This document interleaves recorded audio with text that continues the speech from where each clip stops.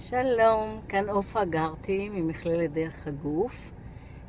הפעם בבלונד, כי צריך לגוון, אבל לא לשם כך התכנסנו. הפעם אני רוצה לצייד אתכם בטיפ לעזרה ראשונה במקרה של כאב שיניים או חניכיים לא עלינו. טכניקה שהיא חלק ממש קטן מתוך הטכניקה השלמה לניקוז לימפטי שמיושמת על כל הגוף, אבל הפעם הסבנו אותה לטיפול עצמי, ממש טכניקה קטנה, יעילה וממזרה. אז בואו נתחיל. מאוד פשוט. אנחנו עובדים על שני מסלולים.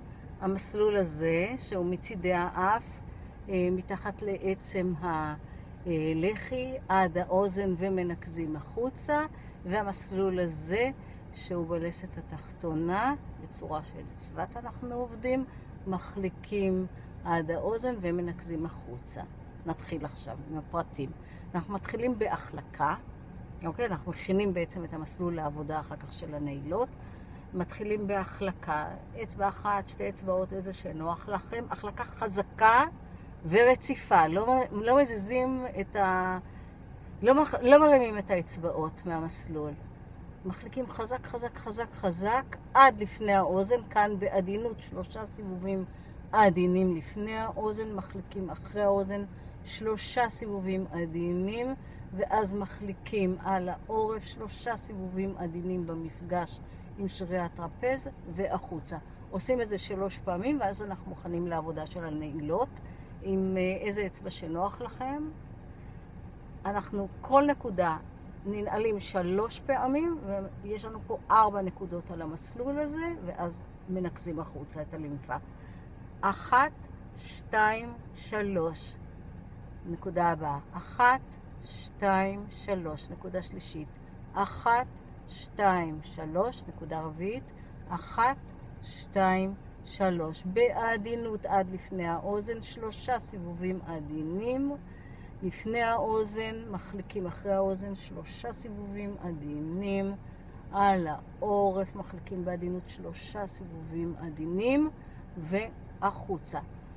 את זה אנחנו עושים פעם אחת. ההחלקה שהיא הכנה 3 פעמים, נעילות פעם אחת, 3 פעמים על כל נקודה. עוברים למסלול התחתון של הלסת התחתונה. החלקה בצורה של צוות, אוקיי? ככה.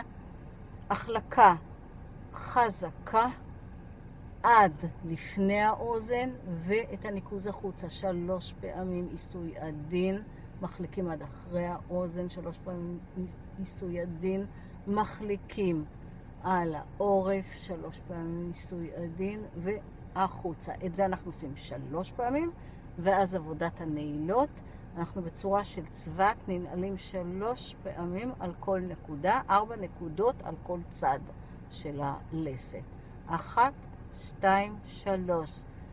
באופן רציף מחליקים לנקודה הבאה. 1, 2, 3.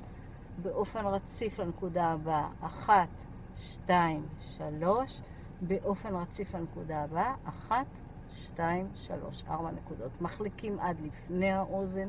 1, 2, 3. 1, 2, 3 מאחורי האוזן. מחליקים על העורף. 1, 2, 3 והחוצה. זהו. ככה טיפ קטן על הדרך, אבל לא לעשות את זה באמצע הנהיגה, ולהשתמע בפעם הבאה. ביי!